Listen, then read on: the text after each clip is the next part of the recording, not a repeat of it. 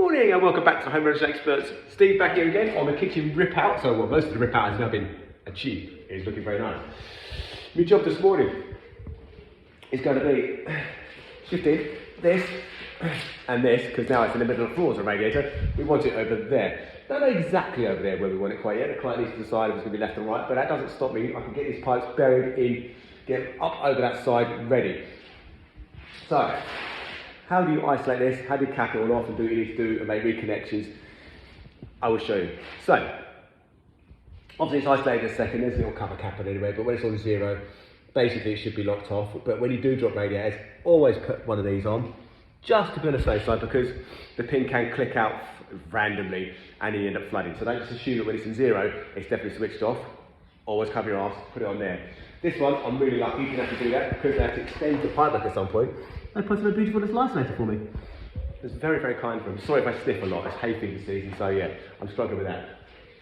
So what I'm going to have to do, this is a gravity system, so I'm going to have to jump up in the loft and basically bung the central heating header tank, which is using these.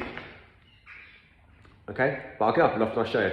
But basically, this one bungs the tank, which prevents water coming into the system, and then the other one will go over the vent, which will stop it from being able to pull the water down. So basically, the trick is that you can bung it and you can work on one side of the system at a time. So I can open up that valve, a bit of water will come out, will suck out, and then it'll stop.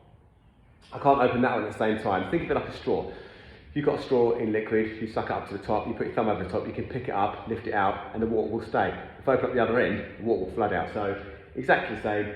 I can open up one side of the system and it'll be fine and dandy. A bit of water coming, like I say, I'll just get it in a wet vac, and then I can chase this all out and then do what I need to do. Once I've adjusted one side, I've got the copper pipe over there, got it on an isolator, a valve, a semi-closed valve, so I can do it a bit later on. I can work on this side. So what I'll do first off is, actually, I won't bung the system first. What I'm going to do is chase the floor out to see exactly where this pipework is, and then I can make an assessment of where I'm going to adjust it. Because we've already got this lovely bit that's already recessed and cut out, I'd quite like to use it to run my pipework in, because it is highly convenient that half of it's already chased out, which is good. And this one, you can see, it's already there. So that is perfect. Where this one comes from, I'm not exactly sure. It looks like it dog legs this way, but I'm assuming they'll probably come together and then I'll deviate off to do their own thing. So I'm going to get the old out, that would be the hammer drill, and see what's going on. I'll show you in a second. Right, I'm up and off. I thought, you know, before I just chase those pipes, just in case I nicked one when I'm doing it, you know, just to make life a bit easier, a bit safer, I'll bung it all now. I've got to do it later anyway, but it's really tight up here, so if it's extreme tight close up, just forgive me. But, right, here's the feed pipe. So basically what happens is, this little tank has got a mains water feed in it, it goes over there on the ball cock. It stays filled up. If one of the radiators, like these, bleeding or whatever, you let the air out, and this tank will automatically go down through this pipe, feeds the central heating system, jobs are good in. You have a vent pipe at the top, so the whole system can breathe, which is what allows the water to go into the radiators. So what I need to do is take this end of the pipe and basically try to drop my phone in here. I'm going to bung that onto there like so, and another one is going to go down to the feed and just bung it like that, just going inside it. Sorry, I don't know if this video is any good actually. Basically this will go inside that pipe, that end, boom, squish it around, it'll stay in there. That'll then mean when I open up the one of the valves downstairs, no water can actually go into the system to feed it. The pressure that's in the system will just bleed off when it's open up one of the valves downstairs, suck that into a water on my hoover. Job done, easy peasy. So I'll get this bunged and then I'll get back downstairs where it's warm up here already. Less, a bit cooler, a bit nicer. And there you go, done. So all I had to do was open up the valve, which is now open. You can see no water coming out. Now, if I open up that valve there, water piss everywhere, because that's just the way the system works. But now that's done, basically it means I can now chisel out, do what I need to do. If I did nick a pipe, you know, it's just to be on the safe side, I've got to do it anyway. Then water won't piddle everywhere because it's actually blocked upstairs, which is fantastic. So what I'll do now is give me a little whacker out. He's just over there, waiting in the wings. And I should chase out, and I want to see where this pipe is going. I know where the other one is. Let's see where this little bug is disappearing off to.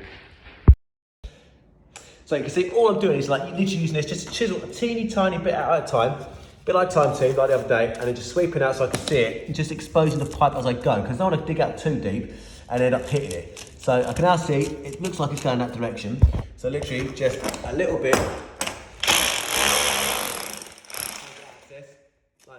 Sleepy. Just slowly catching the monkey. Yeah, we can definitely see it's going that direction. So yeah, it should track across here somewhere and then return. I'm assuming kind of next to that one. So that's what you do, just nice and slow, no rushing here, get it done nicely.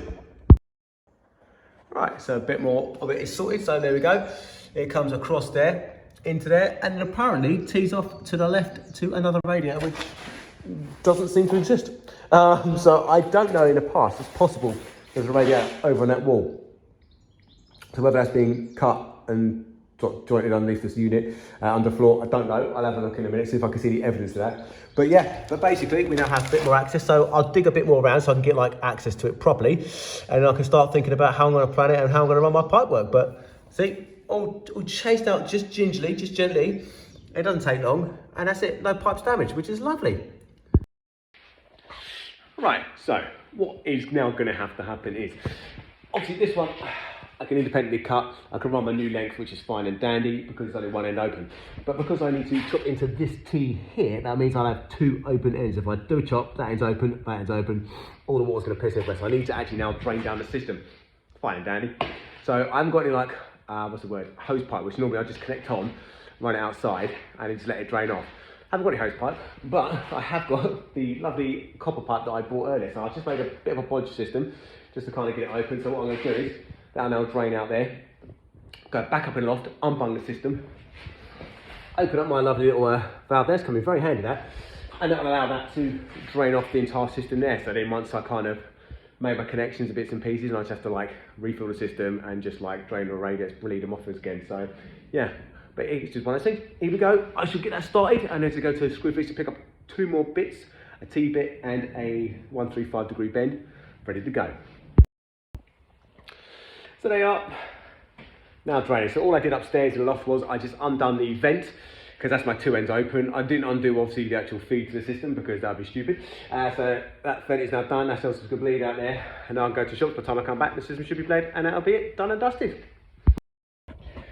That is me back, and that is the system all drained down. And what I've also done is taken off the little system I put in place to drain it, put the Charles on it, the vacuum, right over the end, and just try to suck out literally anything else I can, because obviously as you can see here, this is obviously higher than this pipe, it recedes down, so there will be water in these systems. I know for a fact I've got a rad in the lounge, so that'll kind of bleed through a bit. So once I make these cuts, there will be water comes out, but by sucking out as much as I could there, I've got what I can, I'll just have to catch the rest.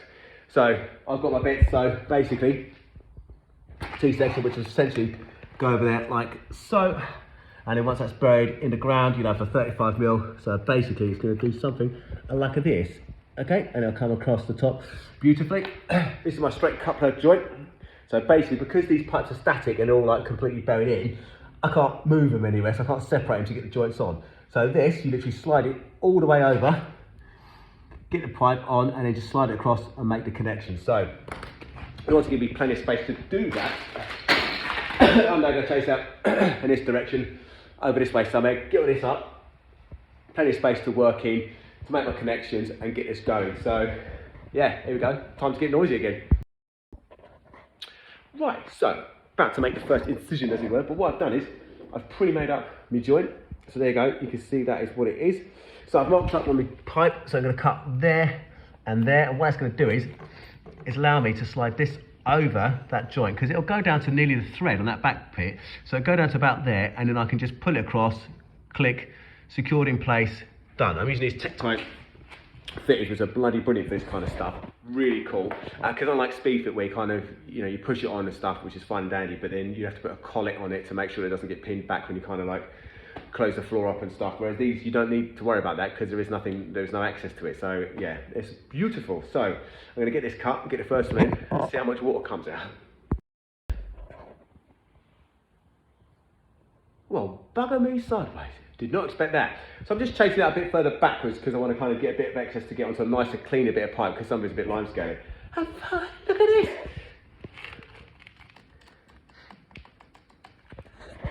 The bloody thing is loose. Well, I'll be a monkey's dunkle. Did not expect to see that. So basically, take that, chuck it out the window.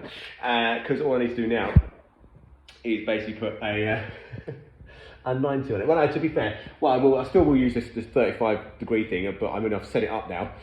for like a T, but I just put a stop on the end. But yeah, I was not expecting that. Well, all right then. So it is a closed system. Didn't have to drain the system down. Never mind. It's nice to fill up with some fresh water. What I'll also do is put an inhibitor back in the cold water tank. That wouldn't be very good. In the header tank for the central heating, so that way, keep the system clean. So it's had a flush. There's nothing wrong with that. So right, I'll just cut this pipe in and just connect it. Sweet. So what I also did was I thought, you know what? I'm just going to check the other pipe as well. So I double checked it, and yeah, it turns out it did the exact same thing. Went a bit further back in, but yeah, it was basically a naff end which is just crushed. So as you can see now, put some speed fit stops on. I'll put conts on there and I'll wrap these joints as well. And now you can see, pipe runs beautifully all the way through, all chased out. And then up to here, well, I've just stuck on these washing machine stop valves, which is perfect because we don't know exactly, like I say, where the radiator's going to go. So now I can do what I did upstairs, bung it, cover the vent, and then I can just open up one at a time, work on it, send it in the right direction, which we need to, job done. But basically the most important part is it's over this side. Also, spaced out, ready for the radiator, because it's about 50 centimetres to the centre for the big tall radiator we're going to have. So that's ready to rock and roll. So yeah, so what I'll do now is liven up the system again, let the water run through, let it fill up, and then go around, bleed the radiators at the bottom of the house, go upstairs, bleed the radiators at the top of the house, fire up the central heating, and get it going just to get the airlock out of it, get the air going, and then yeah, that'll be basically it. So nice. The other good thing about the whole weekend of like having access to it is that we can see if it leaks, because it shouldn't do, it should be fine. But it's always good to keep an eye on it for a bit. There's a bit of like water just kind of seeped out here, so that's just what that bit is. But that's no problem at all. So right, let's go and bung the system and fire it up. Right, that is it, all done and dusty for the day. So bled the rads, always do the downstairs first, jump upstairs and then do the tallest radiator last. In this case, the bathroom I fit for these guys has got a massive 1800 tall rad in the bathroom. So I did all the other ones, didn't do that one. Filled up perfectly. The system wasn't bleeding particularly well to start with, but the good thing is because I had both these, I could just open these and that bled the system beautifully because it got the water flowing very nicely. But that is it, so don't forget to like, subscribe, hit the bell icon. Any questions, ping them down below, I will get back to you. If not, and you watch this live in the sense that it's just happened, have a bloody good weekend. And if you're watching it on repeat or something else, then I don't know what day of the week it is, it could be anything, but either way, have a good one. I'll see you next week.